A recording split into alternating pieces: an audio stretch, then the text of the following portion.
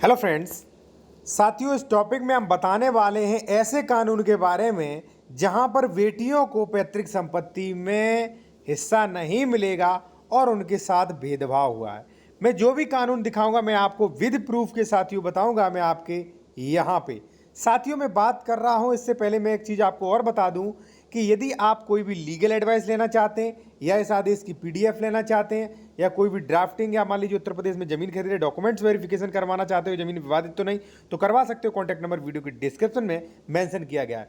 साथियों हमारा टॉपिक था कि बेटियों को पैतृक संपत्ति में अधिकार नहीं मिलेगा। जी हाँ, बिल्कुल, ये प्रोविजन करता है यूपीआरसी सेक्शन 108। अब आप कहोगे नहीं आप गलत बता रहे हो, पहले 2005 में संशोधन हो गया था। बिल्कुल बात सही है कि 2005 संशोधन हुआ था साथियों, वो हुआ था हिंदू उत्तराधिकार अधिनियम में। ठीक है, वहां पे स्पष्ट कहा गया था चाहे लड़की हो चाहे लड़का हो सभी को संपत्ति बराबर मिलेगी। वहां पे कहीं भी भेदभाव मेंशन नहीं किया गया था।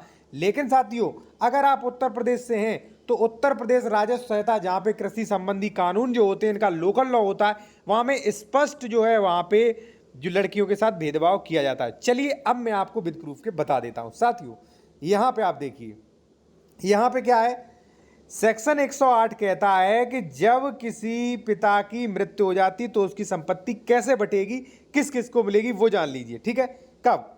विधवा, उसकी विधवा, थर्ड जेंडर संतान, पति या पत्नी। ठीक है, पहली चीज, ठीक है ना।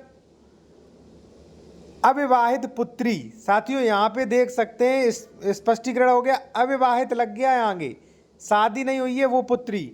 थर्ड जेंडर संतान और पुत्र और पौत्रादिक क्रम में पुत्र जाति वंशज प्रतिशाखा के अनुसार, यानी कि पुत्र अगर नहीं है तो पुत्र के पुत्र को सभी को प्राप्त होगा प्रथम वर्ग में। ठीक है, लेकिन साथियों यहां पे केवल अविवाहित पुत्री को हिस्सा मिलेगा, विवाहित पुत्री को यहां पे हिस्सा नहीं मिलेगा, जिसकी मैं घोर आलोचना कर रहा हूं साथियों, जो कि लड़कियों के साथ भेदभाव उत्पन्न करता है।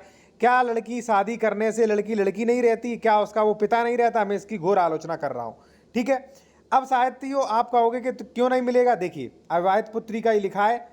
अब मान लीजिए आपके पिताजी मर गए हैं, एक्सपायर हो गए हैं, तो अगर आपकी शादी नहीं हुई है फिर तो हिस्सा मिलेगा, आप ले सकते हो, म्यूटेशन होगा दाखिल खारिज, कोई भी नहीं रोक सकता, दुनिया की कोई भी ताकत नहीं रोक सकती।